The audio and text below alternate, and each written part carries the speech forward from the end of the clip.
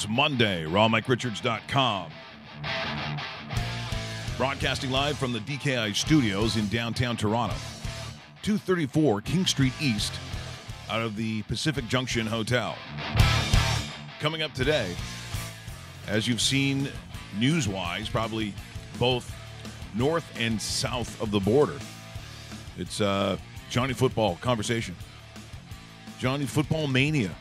Just what does it mean? Is it going to work out? We talked to our good friend Steve Milton from the Hamilton Spectator.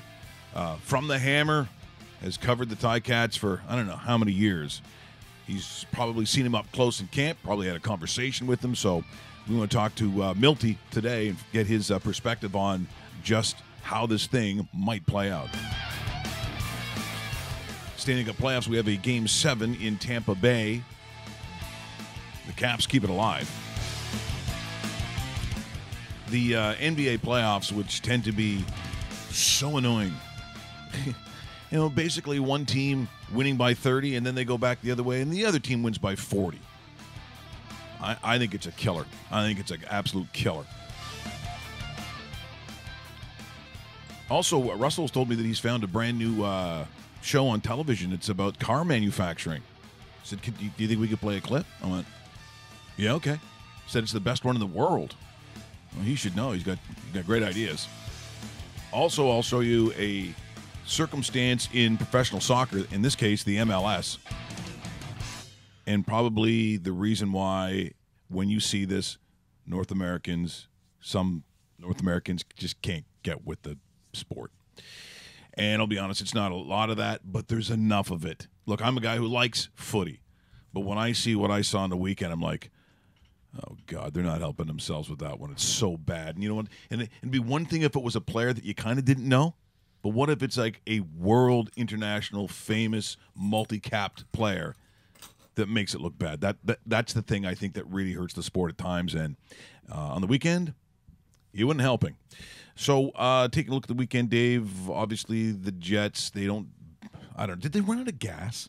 What do you think happened in that game? Ran into a hot goaltender. Yeah, that's what it was. I haven't seen anybody play as well as Marc-Andre Fleury since maybe Patrick Waugh.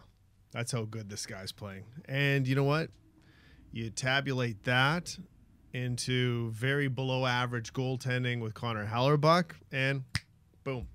I mean, you look at the scores: 1 goal game, 1 goal game, 2 goal game because of an empty net. It's one of those things where it took that offense that much power to actually score a goal, and then to allow a goal within 60 to 90 seconds, sometimes 12 seconds. Yeah. I mean, it's gut-wrenching, and it's really too bad because I thought they were going to be better than this. I thought they were good. I still thought they had a chance when they were down 3-1. I thought they were going to win in Winnipeg and then take it to Vegas, and we'll see what happens. But that's all that happened in this series. One goaltender was out of this world great, and the other one was not very good at all, and that's too bad because he is probably going to be the runner-up to the Vezina Trophy winner. Pecorine, who it's kind of funny. Pecorine leaves in the second round. He's going to be the winner. Connor Hellerbuck leaves in the third round. He's going to be the runner-up.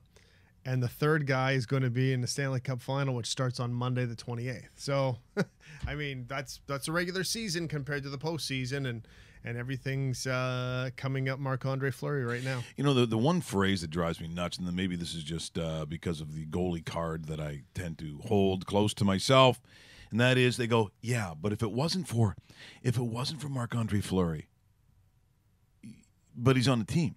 Yeah, I mean, you can game plan around a goalie who plays like that. Now, granted, this is like literally the kind of run that a goalie. You know what? You said Patrick Waugh. It also reminds me of the time, even though it was kind of more or less unknown, but remember when J.S. Giguère had that crazy run that takes them all the way to the finals, and people were like, how are they getting it done? Well, it was like putting up a wooden board in front of the net. He was that good, except the only difference is, Dave, I would say, is he's not an unknown factor. Like Marc-Andre Fleury is, and you went over the numbers. You know, legitimately, he's going to put himself in the Hall of Fame. He's a Hall of Fame goaltender, and the one thing about him in his style is that he's one of the few guys. There's not many of them that have taken sort of the athleticism of the way goaltending used to be played and sort of morphed it with the style that exists now since, and I always use the name Francois Allaire because that sort of was the start of a style of goaltending where, bigger goalies covering the lower aspects of the net, just the way that angles were played, that whole transference goes back to, St. Patrick. But, it really was something to watch, but it was very frustrating when you wanted a Jets team to move on. And for Las Vegas, Dave, I just, it is still a story that isn't really paralleled anywhere else in professional sport. As I said, I really can't think of one. I know people talk about Leicester, except, as I said beforehand, Leicester has existed and existed before that season. So it's really hard to make a comparable. It is. It is. And Jaguar is a really good comparison. I'll even take it back to an 80s reference of Ron Hextall with the Flyers. Like both of those guys, Hextall and Jaguar, won Conn Smythe Trophy winners on losing teams. The Conn Smythe Trophy right now has Marc-Andre Fleury's name on it, win or lose. That's how good Marc-Andre Fleury has played. Will Vegas win the Stanley Cup? I'm not counting them out because of what they have. Yeah, but, I certainly wouldn't. But even if they don't win the Stanley Cup, I have to think that Marc-Andre Fleury has won the Conn Smythe Trophy. That's how good he's played. What I think is interesting in the numbers world, because I think Vegas was it 200 to 1? One time, yeah. At one time, right? Yeah. So an expansion team, so a franchise that never even existed before, players who have never played together ever. You realize the kinds of players that you have to pick up in expansion draft. That number should have been like 1,000 to 1. When you think about it, those numbers should have been, for instance, just like when you had Leicester to win the Premiership a couple of years ago. I think it was that high because it's almost impossible to do what they did. In fact, I don't know if you'll ever see it again. I'm hard-pressed to think in almost any other sport, Dave, this will ever happen again. I just the odds of that happening are just too unbelievable, and the story is unbelievable. But the way that they play, Dave, is no fluke. Like this isn't luck that has got. You can't be lucky in a tournament like the Stanley Cup Finals simply because that tournament's the hardest tournament in the world to win. You can maybe fluke out one somehow. I don't know how you get two, but once you start going to finals, it's really hard to say they're not deserving of being there. Well, they've been doing this for 8 months now, right? Yes. I mean, yes. I've received, and I know you're going to find this weird because you know how confrontational I am. Yes. And how straight to the book and not really sarcastic I am either. I've never heard you ever be sarcastic. Exactly, but I've received a lot of texts from Leaf friends. Oh, friends that have sat there and made fun of the expansion team that beat the Jets. So and this is the same expansion team that in one season had more points than any Maple Leaf team did in 100 years. So call it an expansion team by word only, but 109 points, 100 years of Maple Leafs action. They've never had 109 points. That's how good how good this team is. It was a top 5 team in the league this year. Yeah. Are they going to win it next year? Absolutely not. Well, here it comes now. I was just waiting for that. There was kind of a thing going on there, and it was scientific, right? By the numbers, there was no guessing, yeah. and then here comes the toboggan going right. I still can't believe they're there. Anyone who said, "Yeah, I can see it." Well, okay, you're the only one then in the world. Yeah. So. It is a remarkable story. Also, what was remarkable, and we'll start with the picture from the 70s. I was watching that game, and all of a sudden things started getting retweeted all over the place. And what it was Wayne Newton at the Vegas. So here's what he used to look like. Good guy. See right there. Okay, yeah. Absolutely. That's kind of, if you grew up of a certain age group. I'm over 50 now, and so I didn't really know a lot about him, Dave, because it was, this is like the 60s. This recording was the 60s.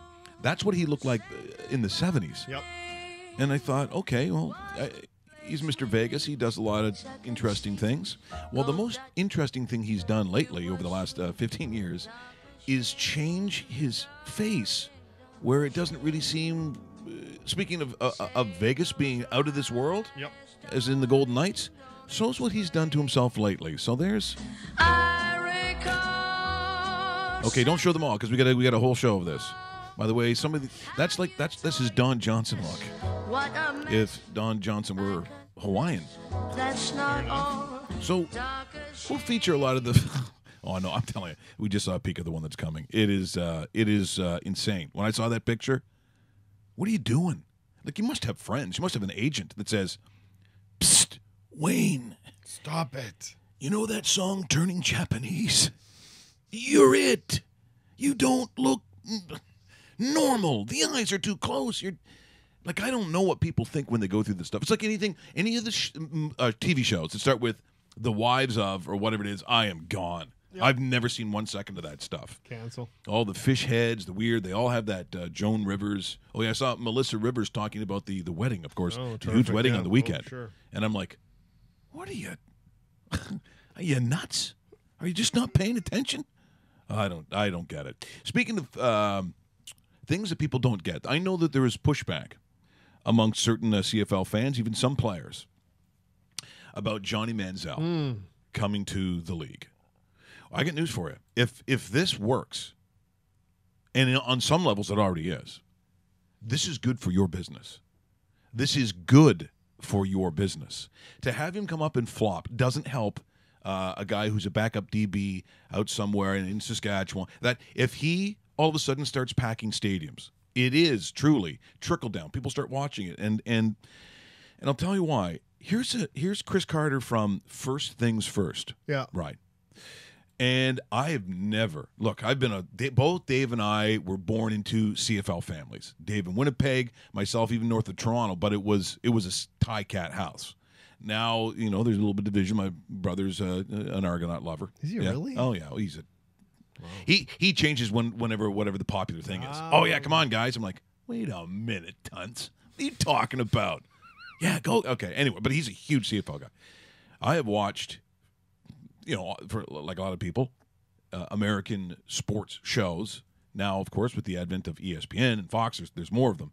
But I have never seen and heard some of the talk about the CFL that I've seen in the last 48 hours.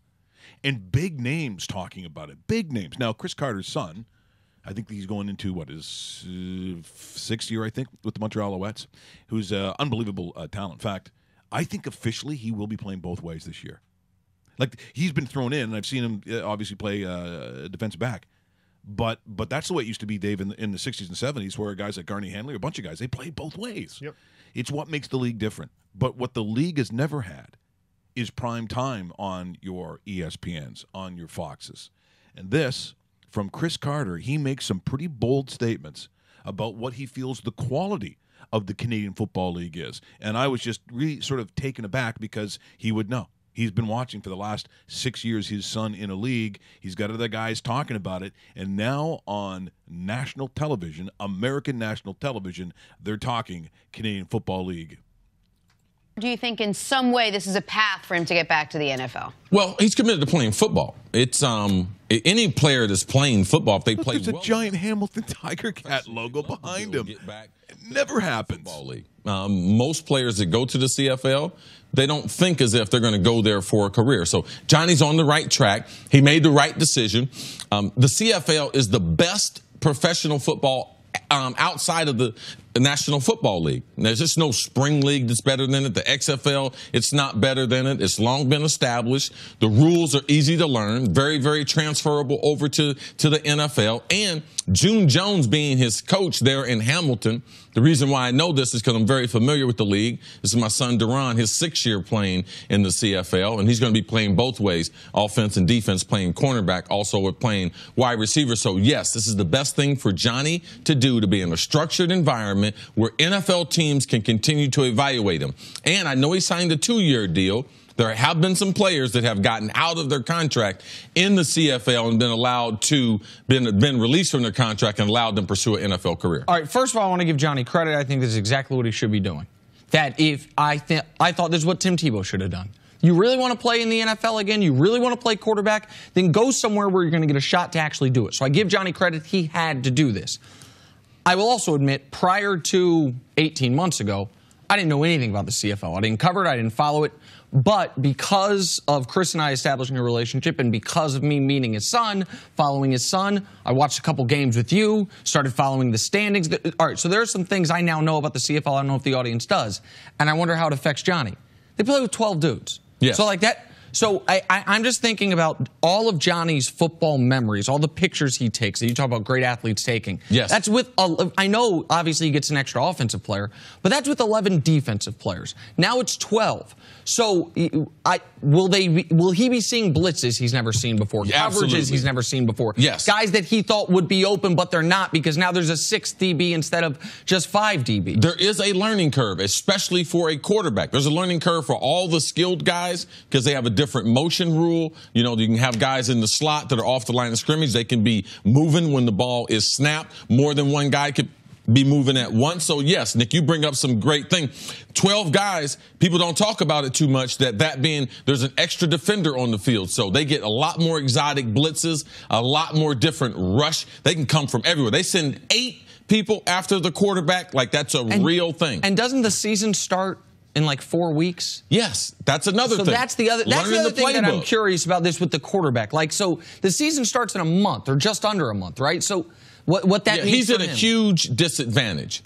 From a quarterback standpoint, understanding the offense, it's going to be like a foreign language to him. So I wouldn't be surprised if he got off to a slow start. I wouldn't be surprised if he didn't beat out Jeremy Masoli, who is the starting quarterback there, who's been in the CFL for a number of years. This is a process. But the football, I believe every CFL team could beat the University of Alabama. If you want to talk about the quality of football, wow. Yes, University of Alabama, the kids are too young, all right? They are too young compared to every team in the CFL. That's how I evaluate the talent level and what the CFL, what they have to provide. So this is tougher competition than the top level of college football, in your opinion? Yes, absolutely. Okay. That's why you see so many people fail at the CFL. Wow. There are a lot of people who felt that Johnny Manziel, had he not taken his life the direction we'll come back from that once again, courtesy of First Things First. And, of course, it is on the Internet, so people said, Jeremy Masoli, okay, look, he's not a CFL insider, but I thought his perspective on what, including the quality of football, we've never, ever had. That is, as a CFL fan, the ability to turn on the television, see a former, NFL star, and now a guy who's been in the media for now a number of years, talk like that. I've never even heard. I've never encountered that before. No, it's pretty cool. It is to have a guy like Chris Carter waving the flag. We always got it with Chris Berman once in a while because he'd always bring up CFL highlights and he'd make some sort of reference to it that we as Canadians would understand because he actually paid attention to it. Yeah. So, unfortunately, he's no longer with ESPN and so forth. But, to have a guy like Chris Carter, and there's going to be more eyes like Chris Carter looking at this league, watching this league, figuring out, you're going to see Hamilton Tiger Cat highlights on ESPN, on Fox, on all the different channels to see what he's doing, how he's progressing, and people are going to sit there and go, by God, 12 players on the field. It looks like an acreage out there and how big that field is. It's, there's lots to learn from it, but this guy is so fast on his feet. This guy almost seems built for the CFL because he looks like a slightly taller version of Doug Flutie. Is he as smart as Doug Flutie? Can he read defenses like Doug Flutie? Can he master the position like Doug Flutie? That's the major answer that has to be told. I'm glad you brought it up exactly like that, Dave, because my point was going to be, this comparison to Doug Flutie all the time. Now, you have to know, and for those who have listened or watched me for the last, 20 years or so, 25 years, that he's like my favorite guy. Doug Flutie to me was the most exciting thing that I'd ever seen. Regardless of sport, I'm not comparing him, saying, you're saying he's better than... No, I'm saying for me, when I turn on the television, when Flutie had the ball, I'm like, what's he going to do? How's he going to get out of this one? Yep. And he would, and he did. The difference is, when Doug Flutie, by the time he comes up to Canada, when he first gets signed, there's no one in the NFL, no one on ESPN, no one cared. Like they felt he was too small. Yeah, we all know the America's Midget slam. It was really a thing where they're like, oh, well, good for him. He found a league. Like that kind. It was very sort of backhanded in its compliments. They weren't going to show, as Dave just said, highlights.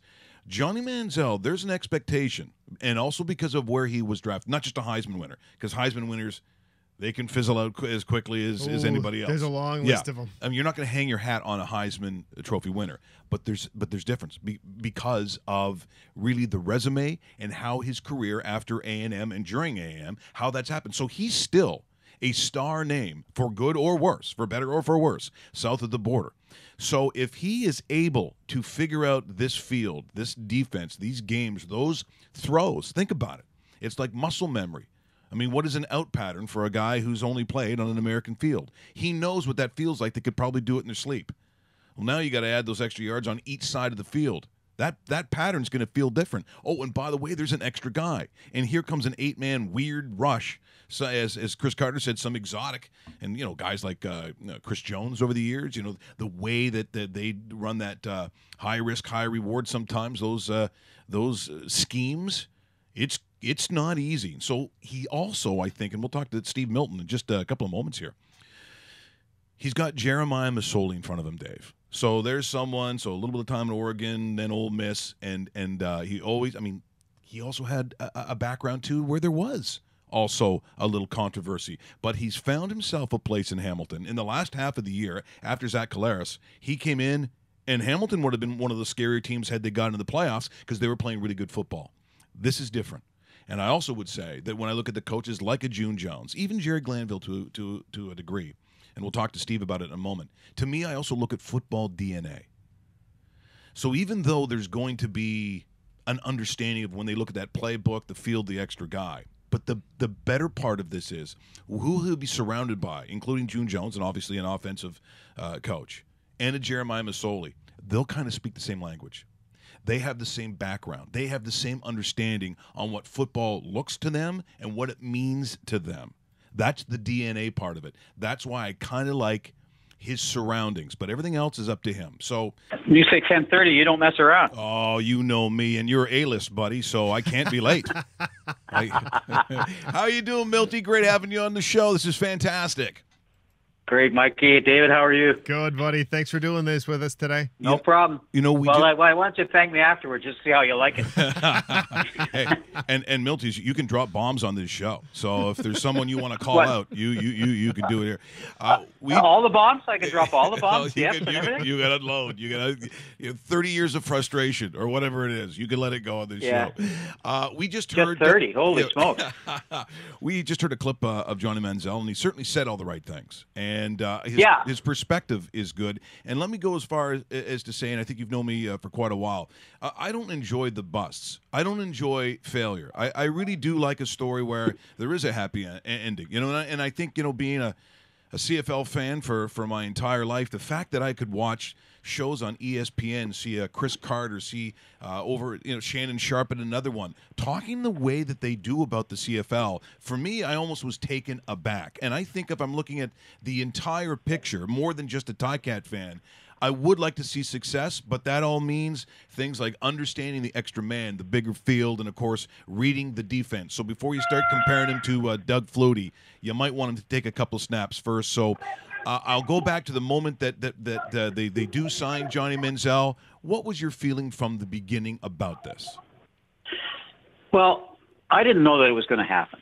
At first I wondered about their interest, guys. When it went back a few months, I kind of wondered why they were interested in. Now, of course, when they first got interested, and he's been on their negotiation list for some time, but when we first found out about it, they were about 0-8 at the time, right? And June Jones was just about to become the coach here, but you kind of wondered when they had such a nice turnaround at the end of the year at 6-4, everything seemed like we were in Happy Valley again. Why they wanted to introduce that to it, but I think it was a matter of them trying to just get better. Maybe he becomes something. And also, he's an asset, so you don't let him go off your negotiation list. So that's the way I thought they were maybe looking at it, as a guy that they could trade the asset. But they're pretty serious about developing into something. Where that leaves the incumbent, I don't know. But when it happened on Saturday, and I happened to be at my one day at the Cottage because I didn't actually start covering the team again until Sunday, I have to say I was a bit stunned that it actually happened. I mean, I knew that they were much more interested than I ever gave them, sort of, and sort of validly interested. I just kind of wondered why you needed the trouble, but it may not turn out to be like you were talking about there, Mike. It may not turn out to be that kind of trouble because they're trying to make it a positive thing, and I don't think he's just saying the right things. You could, we all got a kind of a big fat bullshit detector in our business, right? And I was prepared for that, and he kind of took me aback because a lot of the terminology he used on Sunday, not as much on Saturday, but on Sunday, were things that you would have had to really go through that process, that thinking process, for want of a better word, and I don't think this is a fair word necessarily, but rehab process. And I've understood what it is you're actually going through. And remember, he's done this twice. Once in connection with the charges he had in 2016, and once in connection with Randy Ambrosie's rules. What you talked about, hoping to see a good story, which means a good ending. That's what the Ticats CEO, Scott Mitchell, talked to me about yesterday. He said that's what he's feeling from people. He may not be hearing from people who are against it. I mean, there are going to be obviously social activist groups who, rightly so, wonder about this, and the questions have come up in Scrum. Johnny has been very, very direct about it. I think I didn't hear what clips you guys played, but the one that really stuck with all of us is "I will never outrun my past." Mm-hmm, mm-hmm. That's I don't know if is that the one you played. Yes. And that one was pretty staggering. And I realize that's a bit of a catchphrase, but as I say, that my nose didn't twitch. It didn't feel like it was written by a PR guy, because it sort of he was talking about things. The team was trying to say, we're only going to talk about football. Remember that this is a CFL ruling. It's not a Ticat ruling that he could come here. It was a CFL ruling, and all of the he's still under a short leash, a CFL short leash. He's still. They don't say what all of the conditions are that he has to meet, but they've made that pretty clear. That conditions that he had to meet to get to the point to be approved, to be signed, still have to be met and are being reviewed all the time. So, yeah, I think people want that. It's a league of second chances. And if, in fact, he can, it's going to be a hell of a story if he does something, right? Yeah. Now, let's not ever write off who the incumbent is here right now. Jeremiah Masoli had an unbelievable final 10 games. He's cut out for the offense that June Jones runs, but June really, really, really, really likes Johnny's skill set. But you're right; they got to read the things. And I know I'm going on here, but maybe I could tell you something that Johnny mentioned about what he found the hardest part. The quarterback coach, who's been with June Jones a long time, Dan Morrison, he's glued to, or so I should say, Johnny's glued to him. That's basically Dan Morrison's job right now. I'm seeing they're standing together again right now as we're watching team play, and they're analyzing every play. See what this right guy did here. See what this receiver did there. This is why they do this. You got to check off this guy. He thought it'd be about the fifth defensive back would be the hardest part, because it changes your checks and all of those kinds of things. Johnny said it was seeing that every single route, that what's different in the United States than here is that every single route, remember that on many plays, there's 5 of those, can go 2 or 3 different ways. So your checkdowns are a whole bunch different there. Oh my God, he's going to, inside out, depending where the guys are. And you got to see that right across the field. He said that's going to be the hardest part for him. Steve, I know the first couple of days of camp, nothing's really, you don't get right into the playbook and you don't start really developing the offense right away. But how has he looked in the first couple of snaps and throwing the ball? I know he's attracting quite the crowd because practice usually doesn't bring out as many people as it is, but not really a surprise that they're starting to pack some people watching this. But how has he looked on the field? He's looked, I'll tell you, he looks a lot more comfortable today. Today's the first day he ran any team plays, and he only did it 2 or 3 times, right? Remembering where we are in the CFL, this is in the NFL. You only got X amount of time with the players, even in training camp. You got to get your team up to speed. And the Ticats were different than any other team in the CFL this year. They used it because June is coming into his first camp. They used mini camp to institute plays. So they're into a lot of playbook stuff right now and getting ready. So they're Mazzoli's getting most of the snaps, but Johnny had about 3 or 4 in team play today, and 3 or 4 in Skelly, and he looked pretty good. There was it's much more confident. You can see the biggest thing is not just the roots too that I've noticed in these 2 days. It's who the receivers are. So he understands now. Holy smokes, that damn Speedy Banks! I see where he gets his nickname. So he hit him in stride. He hit a couple of guys in stride. So it's not just learning the playbook; it's learning who those players are and how fast certain people are, how fast certain people aren't. Those kinds of things. So I can really see some comfort level there, David. But they're really going slow. The second half of the teamwork both on Sunday and Monday, basically when you have Skelly, which is 7 against 7, or team, which is the whole team against the whole offense against the defense. He didn't take any snaps in either of the first 2 days. Today he took, I would think, what'd you say, Ron? I'm sitting with a friend here. Yep. About 4 snaps. Would you say 4 snaps he took in team play? Yeah, about that, which isn't much. It's just enough to sort of get. They are really going slow here with him. We're in conversation with Steve Milton and his friend Ron here on. Yeah, sorry. Ron has a podcast and a website in the United States, so he's one of the Americans who's come up to see him. And I think we're going to see a lot of that. But, you know, the curiosity factor obviously is very, very huge. But the thing that I do like, Milty, is the fact that, you know, sometimes I talk about football DNA. And that is, do you have a similar strand that when you communicate football, you know what each other guy is, you know, talking about? So when I think of it's Jeremiah Masoli, who's obviously still in front of him, it's slotted in as the number 1, but also a June Jones, if they have a conversation about football, regardless of it being CFL rules or not, they still have a similar DNA, and that part I like. Oh yeah, and it's really evident in this case here. And it's evident. I mean, look, you don't end up. You've been around this league, both of you, for long enough to know this. You don't end up starting in the CFL unless you've got a football IQ, because it's not just about memorization and rote. Because of the nature of our game, there's a lot of ad-libbing. There's a lot of you can't just say. It goes back to this 2 and 3 options for every receiver on every play in June's offense. That takes a football IQ/DNA. You're 100% right. I think you can talk this game. I think you can talk the Canadian game a lot more than you can talk the American game, because there's such a variety to it. The depth of it. Not that the NFL or college ball in the United States doesn't, but it's fairly prescribed, right?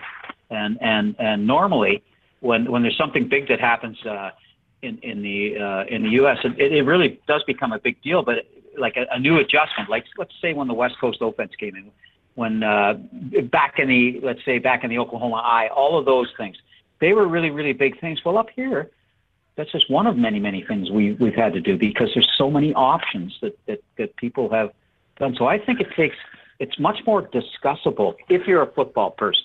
If you're just a fan, I think the NFL might be a little bit better to watch that way, because it's more understandable. The CFL, there's a lot of things you have to be kind of, as you guys mentioned, DNA type to understand. I know I'm selling our game more than and it's not that I'm overly nationalistic on this. I find it really interesting to watch. Yeah, it certainly is. Steve, one final question for me. So you got Johnny Manziel out there. June Jones is a well-known American coach on the defensive side, and we had a chance to talk to him about probably about 6 weeks ago, maybe 2 months ago. But our friend Jerry Glanville's running the defense. How has it been as far as talking to that side of the ball and that coach? Because he brings a personality in his own. It's already cost stuff here, and June said it would happen. Jerry likes to play, as you know, a lot of man-to-man, so he's got to put there's a lot of pressure going on. So, you know, there's no tackling involved. And we've already had a couple of set twos because the defense has been too aggressive. And they were aggressive with the quarterback and with Luke Tasker, who's sort of your go-to guy on short yardage, right? He's the conversion guy. And there was both of them got knocked over. And so you can see that. I mean, you know, Jerry, you know, he's 76, but he's not 76. Yeah. Yeah, wow. You must know that. In fact, I'm surprised you could fit him into a podcast. Well, here, okay. There is one thing that I said to him that stopped him talking, and that doesn't happen often. I talked about the track out in Cayuga. He said, you got racing here? You all got racing here? Yeah. He stopped for a second and then continued on. Well, he's gonna like the dirt tracks here too. Yeah. We got a dirt track over at Oswego on Six Nations, and they draw 6,000-7,000 every night on the Friday nights, and it's a classic dirt track. Well, don't tell him he's kind of like that. And I've been a NASCAR guy. I've done a couple of NASCAR books over the years, so I haven't really had that talk with him yet. But I'm really looking forward to that. So he's an interesting guy. And there's a lot of stories here, but one of the problems is we got to cut through the stories and get to the meat of the matter that we're dealing with at the moment. Okay, well, let's, Milty, before I let you go, something that I Yeah, sure. I'm good right now. Yeah, something that I haven't asked, and that is, if you're Jeremiah Masoli, and I've never spoken with the guy, so I don't know the makeup. I don't know the mindset. But if it's me, and I played damn well down that stretch, and as I've said on this podcast already today, that I don't think if the Ticats got into that, if they got into the playoffs last year, I think they were a team that you probably didn't want to play. He was on that kind of role. Yeah, so now comes Johnny Manziel, and I'm just wondering, how does he take it in stride? Does he feel like his days are numbered, or does he feel like he's going to fight, he's the starter, and he's going to remain the starter? He feels he's going to fight and be the starter and remain the starter. And June's saying all the right things about that. In fact, I just watched. That's right. Johnny just came over to shake. He's doing it right now. He's shaking Masoli's hand because we just ended this first half of the practice. And remembering, if Johnny does really, really well, he's here 2 years. Right? So Masoli would know that at heart. But that's not the main thing. The main thing is Masoli. And Drew Edwards, our beat writer, pointed this out to me. He said, he's been going through this all his life. Remember, he was the number 2 guy here at one point. Then he fell down to number 4, stayed out every day after practice, every single day when he was number 4, and worked his way back. But so by the end of the year, he was number 1 when Zach was hurt. Loses that again to Zach Collaros when for the first games last year, and then gets this again. This is nothing new to it's almost part of his, to bring up the 3 letters again, it's almost part of his DNA, this whole thing, right? Of always having to prove himself. And so I think he sees this as another challenge that way. And he knows. Well, I would say that he won't say this, but he knows too that he's going to do okay in this league no matter what. And he's probably going to be around this league a lot longer than Johnny Manziel. Well, one way or the other. Either Johnny's not going to do it, or he's going to do it well enough he gets a chance down south. I am definitely looking forward to this year. I happen to believe that the teams look a little stronger. Zach Collaros, I think, is going to have a good year in Saskatchewan. That's right. I think the only team right now I'm scratching my head is the Montreal Alouettes, but screw them. They've been so good for so long. I don't care. Yeah, but let's worry. Let's collectively worry about ownership in our sort of bookend teams, the East-West teams, Montreal and BC. That's a little worrisome for me. Because the league has been really well owned the last little while, and that's the big thing. Sometimes it doesn't matter as much as how the teams are doing within that. It's how are they owned and what's the future of the franchise that we're in. I worry a little bit about both. Because Montreal, if they start poorly, well, I think we all need as a league to hope that they do okay, at least that they're entertaining. Yeah. We can't have them going down to 10, 12,000 people a night. No. Luckily for them, the impact stinks right now. Yeah. Well, we're going to show a clip from the impact that's not very impressive anyway. So, hey, look, Milty, thanks so much for joining us. It's been a while. Hopefully, I'll see you over the summer because I'm definitely going to be at some games. But I think that's a sentence you're going to hear from a lot of people. Well, I'm at least going to check out a game, and you know what? By that standard, that's listen, not really, we're ready for this, and if Johnny does well in the exhibition games when he gets a chance, then look out. We're going to have an awful lot of American media up here. Yeah. A lot. I agree. Hey, Milty, thanks so much. You take care, and we'll talk to you soon. Okay, David. Bye to you, too. That is Steve Milton joining us here today, and I got to tell you, he's one of my favorite guys. I mean, he's always been one of my favorite guys, and the fact that he's covered the team as long as he has, and he was like, look, a lot of media guys can be a little sour, right? Because that's kind of what you do as a living. You've done that many times, Dave, where when you cover a team, when you follow a team, when you're that close to it, you don't look for the upside of things because it probably makes journalists feel uncomfortable. You want to find the dirt. You want to find the problems. And right now, I don't hear a lot of sniping. The fans, yeah. If you're not with this and you don't like him as a person, look, I'm going to tell people how to feel about themselves morally or ethically. If that crosses a line for you, you're allowed to feel how you feel. But I'm talking about football. I'm talking about football sense. And I have no opinion right now because how can you, Dave? You know, he took 4 snaps. How can I possibly have a football answer for you now? I see something in the preseason, but that's still only going to be about this for me. That's a small window. That's a very small sample size. But if I see him in a game where there's maybe a game, 2 games, 3 games, and who knows he's going to get that. And this is why, Russell, we're just going to put out something that I got here about Manziel prop bets, Dave. And I want you to take a look at these numbers. I thought it was kind of interesting because Johnny Manziel prop bets.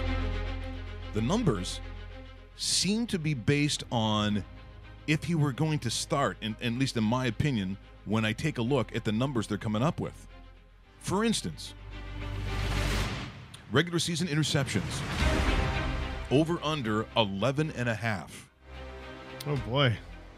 To throw the ball away 12 times means, I would assume, that he's playing in a certain amount of games. Yep. Because that's kind of a big number. So therefore, you know, that ratio they talk about, the regular season passing touchdowns, over-under number, 23.5. So if you're telling me the guy threw for 24 touchdowns and threw 12 picks, I'm telling you, he's played some games. He's played quite a few games, as a matter of fact, and that's why season passing yards, 3,900, that's your total, over-under. You're throwing for 4,000 yards, you better be playing some games, otherwise you're unbelievable. I'm going under on everything so far. I agree. That's what I said this morning. Under on everything, including the Most Outstanding Player Award. Now, look, I guess if Vegas can go to the Stanley Cup Final, I guess anything's possible, right? But to say that it's 10-1. 10-1. Woof. And I just have a real hard time. Now, again, possible, yes. Plausible, I don't know. That's a different number. But if these are the numbers, as Dave just said, I think I'm taking the under on all of them. Wow, that's interesting. Isn't you know it? what? Yeah. And it's gonna be, you know, when you look at their schedule too, they start off in the Albertas, which is a hell of a way to start off. So you go. I forget what order. I think it might be Calgary, Edmonton, or whatever. Even if it's Edmonton, Calgary, same deal. Those are 2 of the best teams in the league. And then they come home for their home opener in week number 3 against the Bombers. So it's like, welcome to Murderer's Row as far as a schedule is concerned. But think about even the defensive, the defensive line that they're going to see. That the front for both Edmonton and Calgary. Edmonton's got a, that front 7 is a bit of a beat. They're gonna. That's a tough way to start the season. That's a really tough way. So if Jeremiah Masoli does start, which likely he will, I can't see Johnny Manziel replacing him in preseason to start week 1.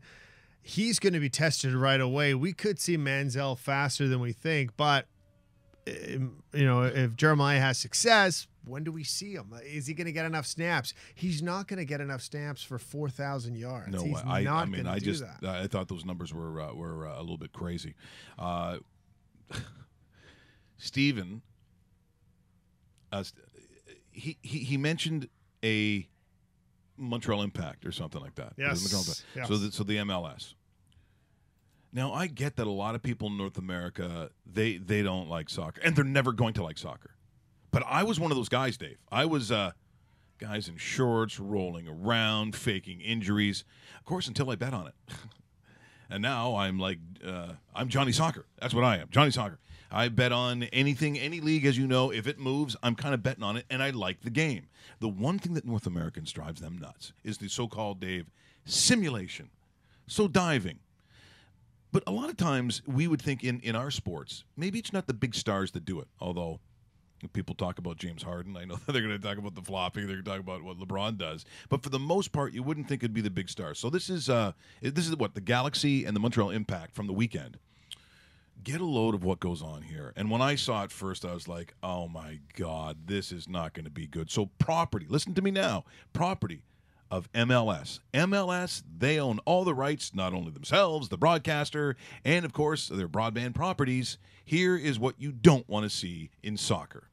Now it's Leggett. Closed down quickly by Raheem Edwards.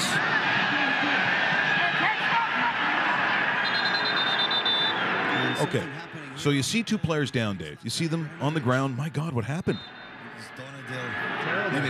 Maybe it was a collision, Dave. What happened? It must have been very dangerous. Right foot. Dramatic, even. Coming together between the two. Oh, look. I hope they're okay. And look at Zlatan. He's just, oh my God, he's almost, he looks like Kennedy in Dealey Plaza. Like, what happened there? Zlatan already with a couple of collisions. Oh, was that a cut? What's going on? Here's what happened. Here we see it. Petrasso trying to get tight. Zlatan doesn't like it. Slaps out. Should be a red card. Oh my God. Oh, come on. He slapped him in the ear or something. Like what a mother would do in a mall. No, keep it going. Keep it going. Keep this thing going. This is very entertaining. Tremendous. And then so Zlatan, because he felt like his foot. Watch his foot. Yeah, should get a red card here. There's no doubt about it. He stepped on his foot, Dave. On his foot. Partially. 30 times in a football match. And down he goes. He's Like going I to be out said, for saw a couple months. incidents in previous games with Zlatan. Doesn't like it physical. So they're down on. So the video assistant comes out. Then they look at it. To come and have a look at this one, and so he will head across to the monitor. So this is what I like about MLS, that they could actually see the garbage up close because they missed it. Yeah, I like it. I think it's a good rule. I mean, every other sport's pretty much going that way. Absolutely, why not? No doubt in my mind. Probably shouldn't even need to look at the monitor. That's right. In his mind. I'm surprised he's not laughing while he's watching. We can't hear him. He's going, let me take a look at that. Are you shitting me? Okay. That asshole's getting a red card. Here it is again. Just again, parental discretion. This might be very graphic for some viewers. There's When he clips his foot. Yeah, you got to fall after that. You're not getting up. Why are you holding your head though? And he's Dave, he's still down. Oh my goodness. The decision here, I think, inevitably. It was like WWF. That was the figure four leg lock. No, it's a lot more fake than that. It's a lot more fake than that. Okay, there's the review, and so there we go. From the Montreal Impact, who got smacked like Curly in the Three Stooges. And here comes Zlatan. And a red card to Zlatan Ibrahimovic. Zlatan Ibrahimovic. See, so the guys are going, I know, I told you to stay down, but it didn't work. Sorry. Isn't that, Dave? What do you say when you see So all of a sudden, ladies and gentlemen, we showed the clip, and now in studio, Zlatan Ibrahimovic. Yeah, no kidding. What the fuck are you doing? Seriously. He scored some of the craziest goals I've ever seen. Yeah, he's such a great player and a great ambassador, or could be a great ambassador for MLS. But guess what? That clip, I didn't watch the game, but that clip was scattered on Instagram, I saw on Facebook, Twitter. Yes, people. This is worldwide level here. This isn't. Hey, look at this fantastic bicycle kick goal. No, look at the slap to the face and the tap on the foot. The crazy bicycle kick goal I've seen 100 times, and still people go, "Well, the goalie was out of position." Oh, so you can just easily, what is he, 6 foot something, doing a bicycle kick over his head from, I don't know, it's probably like 35 or 40 yards. Unreal. But that's embarrassing. Yeah, that is. It looks really stupid. And that's too bad because the MLS is starting to gain momentum. People are looking at it as a viable league. Options for superstars like this, be it aging, will come over. We will see a Wayne Rooney here soon. We will see one day a Cristiano Ronaldo. I have no doubt about that. It's going to take some time because he's going to expire everything in Europe and Asia and everything like that. But they will come over to the United States of America. That's how they think it is. Yeah, I know. Even though there's 3 teams in Canada. Speaking of things that weren't impressive, Tampa Bay. Yeah. Or maybe they're like, you know what, let's just win it at home. Even though Vasilevsky, I thought, played, look, played well. Not going to blame him. Nope. So property of the National Hockey League. Here's for Tampa Bay what didn't happen in Game 6. And point, pocket pick there by Smith-Pelly, who lobs it down the ice, racing up after Stevenson. So he wins it, doesn't make a difference. Beagle gets to it, to Stevenson, in front, scores! Colburn throws it around, but it's retrieved by Beagle. But the race to see whether it's icing or not, and then to have the ability to throw it right out in front was a thing of beauty. It was. A big shot, and Vasilevsky with a nice save. To the line, wired in on goal. Buck comes back, top of the point. It's Hedman, winds up, fires it wide, rebound in front of the they'll scramble after it. Chaos down in front of that goal. Puck poked back to the line. Like Holtby was he was very good. But it wasn't Marc-Andre Fleury spectacular. Let's not compare the two. After it again, can't get the shot away. Backstrom will come in. Empty net, and that'll seal it. Oshie drives it home. Well, that's how it ended. Ovechkin said when he was asked, was this the most important game of your career? He said, yeah, probably. Yep. Probably. And guess what? The next one's even bigger than this one. Like, this is... just saying. You got to like Tampa Bay, don't you, Dave?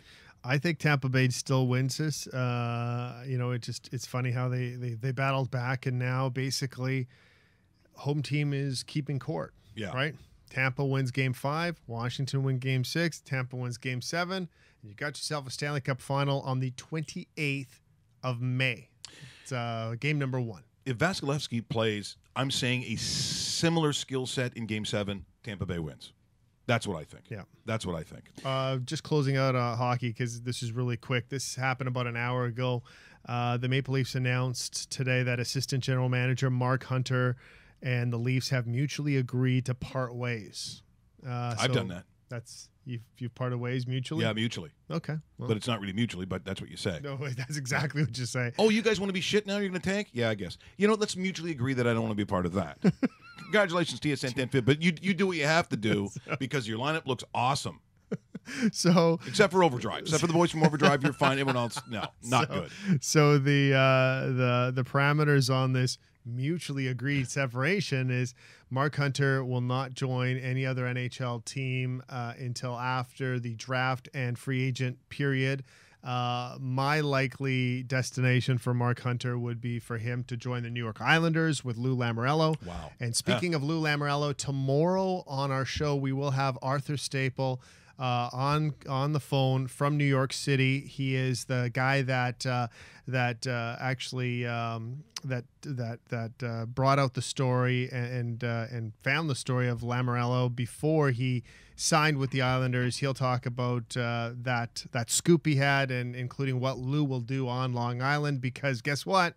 There's some cleanup to do there as well. It almost seemed like I'm not saying preordained. That wouldn't be the word I'd use, but sort of the backroom done deal, knew where he was going the whole time. Sure. Like, I don't think any of this should be that shocking. And the fact that he's going to sit down with John Tavares is interesting. I heard some guys talking about, some insiders. Kipper was talking about it, who says, well, now it feels like it could be like at best, some of the guys are saying 50-50. Yeah. So now it's more of a 50-50. Like, look, it's still not 70-30 or anything else that an Islander fan is going to want to hear. But I think he's going to at least entertain, Dave, some offers, because Lou Lamoriello is Lou Lamoriello, and even though it's on Long Island, that whole area, whether you talk in sort of in the northeast, right, seaboard, I think that he has that kind of respect still, that you're going to listen to what he has to say. Yeah. So I think that's interesting. No, that's very interesting, and we'll see what happens with that. But more on that tomorrow with Arthur Staple from The Athletic, New York City. I'm going to blow off the Cavs-Celts highlights, because once in the second quarter the Cavs took the lead, it was give or take 15 to 9 points in there for the whole game. There never really was a huge run by the Celtics. And again, watching these NBA playoffs, where you would think, okay, in a second game where it was a blowout, it's probably going to be a little closer. Good luck with that. Houston got just destroyed. Now it's looking like how we would have said at the beginning of the year, Golden State. Kevin Durant's on fire. Steph Curry's healthy now. Now it's just like, okay, Golden State just won another national championship. That's what it feels like. 41-point spread from that last game. That's sickening. It's a conference final between the two best teams. I know. Well, let's finish on a high note. Now, Russell, as you know, watches a lot of television. Yeah, he does. A lot of more than anybody else I know. Late at night, with his door locked, which his mom doesn't like. But he did tell me that he found a show about making cars. Like, it's making cars. It's an international show. Yeah.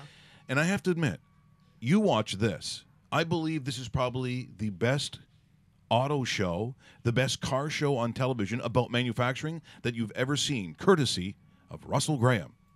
V-am pregătit o retrospectivă cu o parte din mașinile pe care le-am filmat pe parcursul verii, după cum urmează. În prima parte a emisiunii vă prezentăm 3 modele noi în gama din care fac parte. Alfa Romeo See the manufacturer in the background, Dave? See the cars? și Mercedes C-Class. Yeah, there's cars. Vă comod și nu The stimați. mechanical arm things? Oh, she's in the car now? Telefonul pe jos aici, pe covorașele astea din mochetă. Atât de comod te-ai simțit, nu? How could you even concentrate? I agree, Russell. This is an awesome show. She's now what? This is testing a car? Have you ever been in a car where a girl's dressed like that? I have. Hold on. Have you been in a car with a girl dressed like that where you weren't paying something? Finețe și la interiorul lui C-Class. Asta, deși se tot spune despre C-Class că este mai degrabă un bilet de intrare așa către lumea. Yeah, grab on is right. Oh, yeah. You saw it here. Just become best friends. Yep. Oh my God. Want to go do karate in the garage? Yes, absolutely. It's time! Once again, thanks to Russell Graham. Good one, Russie. That was good. That was good today, roast beef. What's that? You said you're going to marry her? No, don't say that. In fact, I'm saying to most men, don't say that. They will turn on you. They will say mean things. They say that it's forever. It's not forever. It's not. Let's get ready to rumble! I'd like to thank C. Milton from the Hamilton Spectator talking about Johnny Manziel, which was very, very interesting and will continue to be so in a CFL year that I think is going to be, I think it's a bounce back. I'm looking forward to it. So thanks to Milty. Have yourself a great day. We'll see you tomorrow.